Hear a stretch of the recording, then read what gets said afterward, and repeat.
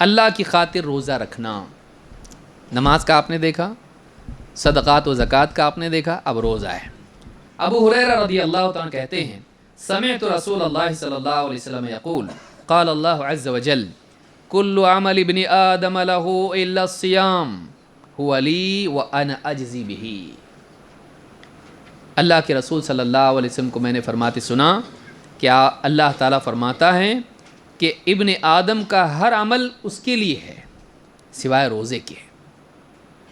روزہ میرے لیے ہے اور میں ہی اس کا بدلہ دوں گا. ایک اور روایت میں اسے بخاری مسلم نے روایت کیا ہے.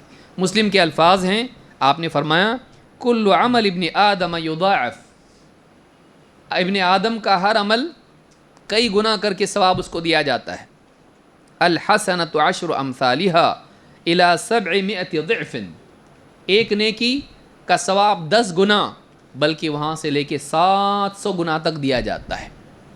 ایک انسان نیکی کرتا ہے, اس نیکی کی شروعات ثواب کی کہاں سے ہوتی ہے؟ 10 گنا. لیکن پھر کتنا اخلاص تھا, کتنا مجاہدہ کیا, کتنا کیسے حالات میں کیا, اس کے حساب سے بڑھتے بڑھتے بڑھتے 700 گنا تک اس کا ثواب اس کو ملتا ہے ایک نیکی پر. الحسنۃ بعشر امثالها الى 700 ضعف. قال اللہ عز وجل الا الصوم, لیکن روزے کا معاملہ ایسا نہیں ہے, 10 سے لے کے 700 تک نہیں. فإنہ لی وأنا أجزی بہ, اس لیے کہ روزہ میرے لیے ہے اور میں ہی اس کا بدلہ دوں گا. یدع شہوتہ وطعامہ من اجلی, بندہ میری خاطر اپنی شہوت کو اور اپنے کھانے کو چھوڑتا ہے. یعنی ہر نیکی کا ثواب 10 گنا سے لے کے 700 گنا تک. لیکن روزہ ایسا نہیں, روزے کا اجر کیسا ہے؟ وہ اللہ ہی دے گا کتنا دینا ہے, اس سے بھی بڑھ کے دے گا. اسی لیے قرآن کریم میں اللہ نے فرمایا انما یوفی الصابرون اجرہم بغیر حساب, صبر کرنے والوں کو ان کا بدلہ ملے گا بے حساب, حساب ہی نہیں اس کا کچھ. یہ تو باقی نیکیوں میں حساب ہے, روزہ کیا ہے؟ صبر ہی تو ہے. ہاں, سامنے رکھا ہوا ہے, کھا نہیں سکتا, بھوک لگی ہوئی ہے, تھکا ہوا ہے, کیوں؟ دن بھر محنت کیا, اور مسئلہ یہ ہے کہ صبح سحری بھی نہیں کیا تھا, تو اب کھانا جو ہے اپنی اصل حقیقت سے زیادہ خوبصورت دکھائی دے رہا ہے. جتنی بھوک, کھانا کتنا اچھا رہتا جتنی بھوک ہے, کھانا کتنا اچھا رہتا. ہاں, اگر بھوکا نہیں آدمی, پیٹ بھرا ہوا ہے, اس کے سامنے اچھا کھانا رکھ دو, اچھا لگتا, ایسا ہوتا آدمی کو. لیکن بھوکا ہے تو بھوکے آدمی کو سالن کی ضرورت پڑتی, بھوک سب سے اچھا سالن ہے.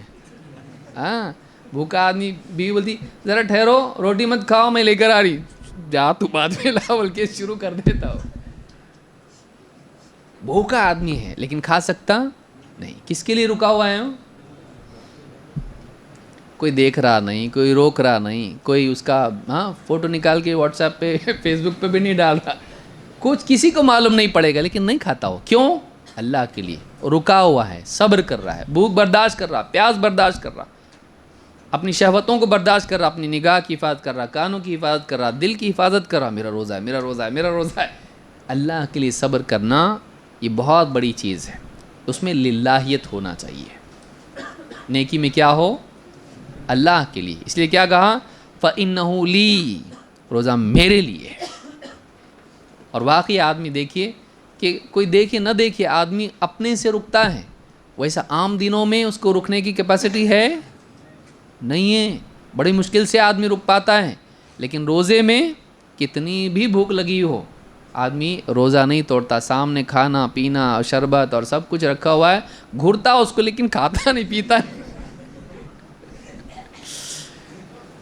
ہاں, اس کو دیکھتا لیکن کھا سکتا بالکل نہیں کھا سکتا. کوئی اس کو زبردستی کھلائے تو بھی کھائے گا, میرا روزہ ہے. یہ جو ایمان ہے یہ بہت بڑی چیز ہے. اسی لیے کہا روزہ میرے لیے اور میں اس کا بدلہ دوں گا. بندہ میری خاطر اپنی شہوت اور اپنے کھانے کو چھوڑتا ہے. تو باقی نیکیوں کا 10 گنا سے 700 گنا تک تو ہے, وہ حساب ہے. لیکن صبر کا حساب, اور روزہ بھی کس کیٹیگری میں آتا ہے؟ صبر میں. کیوں؟ حدیث میں کہا گیا ہے, یعنی شہر الصبر, رمضان کو کیا کہا گیا ہے؟ شہر الصبر, صبر کا مہینہ، اس میں روزے کی تربیت ہے، صبر کی تربیت ہے انسان کے لیے، تو روزہ صبر والا عمل ہے۔ اسی لیے بعض علماء نے وَاسْتَعِينُوا بِالصَّبْرِ وَالصَّلَاةِ میں کہا کہ صبر اور صلاۃ کے ذریعے سے اللہ کی مدد چاہو۔ امام القرطبی اور بہت سارے مفسرین نے کہا، بعض سلف کا کہنا ہے کہ اس سے مراد یہ ہے کہ روزے اور نماز کے ذریعے سے اللہ کی مدد چاہو۔ یہاں صبر سے مراد کیا ہے؟ صوم ہے۔ وَاسْتَعِينُوا بِالصَّبْرِ وَالصَّلَاةِ میں صبر سے مراد کیا ہے؟ صوم ہے۔ بعض علماء نے یہ بھی بات کہی ہے، اگرچہ وہ عام ہے لیکن صوم بھی کیا ہے؟ جیسے نماز برائیوں سے روکتی ہے، ویسے روزہ بھی کیا پیدا کرتا ہے؟ تقوی، لعلکم تتقون۔ تو اللہ تعالیٰ نے یعنی اپنے کردار سازی کے لیے دو عمل بتائے، ایک نماز اور دوسرے روزہ، اور روزے میں تقوی ہے اور اس میں نماز میں کیا ہے؟ گناہوں سے رکنا، وہ بھی تقوی ہے۔ تو یہ بات بھی علماء نے کہی۔ تو روزہ صبر ہے اور صبر کا اجر اللہ کے ہاں بے حساب ملتا ہے۔ تو اس حدیث میں ایک بات یہ ملتی ہے، روزہ اللہ کے لیے ہونے پر یہ وعدہ ہے، ڈائٹنگ کے شوق سے نہیں۔ رمضان تو آ رہا، ڈاکٹر کا بولتا لیکن ہوتا نہیں اپنے سے، رمضان میں ہو جائے گا۔ اپنی نیت کو خالص عبادت والی نیت رکھیں، یہ نہیں کہ آدمی اس کے اندر ٹھیک ہے فائدہ ہے وہ تو ہوگا اس کا جو بھی ہونا ہے، تو فائدے کی، دنیا کے فائدے کی نیت مت کر، تو نیت کس کی کر؟ اللہ کی عبادت کی۔ فائدہ آپ تو نیت نہیں کیا تو نہیں ملے گا۔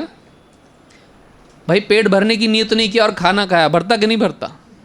بھرتا۔ اس میں نیت کا دخل ہے کچھ، تو جو دنیاوی فائدہ مل کے رہے گا تو کیوں نیت کر رہا اس کی؟ عبادت میں اس کی نیت مت کر، عبادت میں کس کی نیت کر؟ اللہ کی رضا کی، تقوی کی، اور جو وعدہ اللہ نے اس پر کیا اس کی۔ بعض اوقات شیطان کیا کرتا، پہلے تو عمل کرنے دیتا نہیں، کرنے لگا تو کسی طرح سے خرافات بدعات اس میں ڈالتا، وہ بھی نہیں رہا تو اس میں نیتیں خراب کر دیتا آدمی کی۔ تو اس طرح سے کسی نہ کسی طرح سے آدمی کا عمل خراب کر دیتا ہے۔